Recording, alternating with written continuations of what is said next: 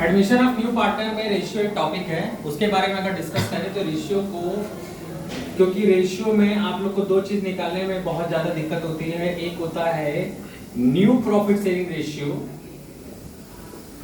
और दूसरा sacrifice ratio. ठीक है, एडमिशन में ये दो टॉपिक में आप लोग को सबसे ज्यादा दिक्कत होती है। लेकिन एक बात याद रखिए कि रेशियो को निकालने का तीन तरीका है। यहाँ पे रेशियो निकालने का कितने तरीका है?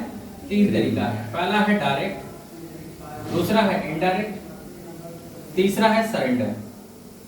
तो हम सबसे पहले जानेंगे डायरेक्ट रेशियो किस तरीके से निकाला जाता है। ठीक है, तो डायरेक्ट रेशियो निकालने के लिए सबसे पहले एक क्वेश्चन देखेंगे। मान लेते हैं ए बी आर पार्टनर है, ए बी आर पार्टनर है इन द रेशियो 3:1 में। They admitted D as a new partner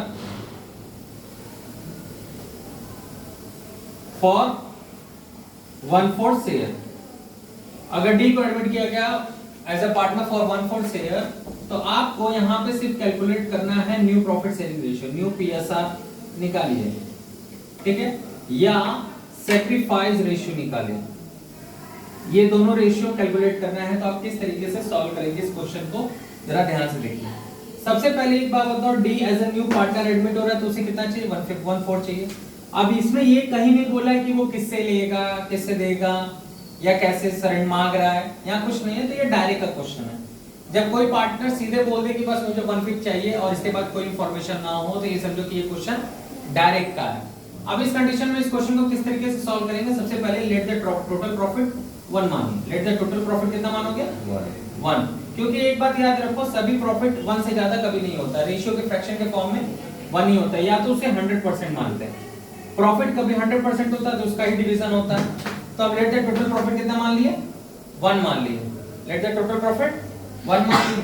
अब 1 मानने के बाद डी को सबसे पहले प्रॉफिट देंगे। डी को सबसे पहले प्रॉफिट देंगे। ले लो भाई, डी अपना प्रॉफिट ले लो। कितना प्रॉफिट है तुम्हारा? 1/4 है, सॉरी 1/4 है। हमने डी को प्रॉफिट दे दिया। तो भाई डी को प्रॉफिट देने के बाद ये तो पता किया जाए कि रिमेन प्रॉफिट कितना बचा। डी को प्रॉफिट देने के बाद हमारे पास रिमेन प्रॉफिट कितना बचा, उसको जरा निकाल लेते हैं। डी को प्रॉफिट देने के बाद रिमेन प्रॉफिट बचा 1 में से 1/4 दे दिए, तो रिमेन प्रॉफिट कितना बचेगा? 3/4। ठीक है, अगर आपको 3/4 नहीं निकालने आ रहा है क्लास 12 के बच्चों, तो समय बहुत खराब है आपका। कृपया अपने पे ध्यान दें। आगे बढ़ते हैं। ठीक है, 3/4 निकल गया। अब ये 3/4 किसके किसके बीच में बटेगा? ए और बी के बीच में बटेगा। तो ए बोलेगा ठीक है भाई, ए बोलेगा मेरा रेशियो कितना है? 3/4। उसमें से मुझे कितना चाहिए? कितने का? अच्छा, एक इत्तेफाक की बात है कि रेशियो उसका 3/4 है और उस प्रॉफिट रिमेन कितना बचा है? 3/4। उसी 3/4 का उसे 3/4 पार्ट चाहिए। कितना हो जाएगा? 9/16।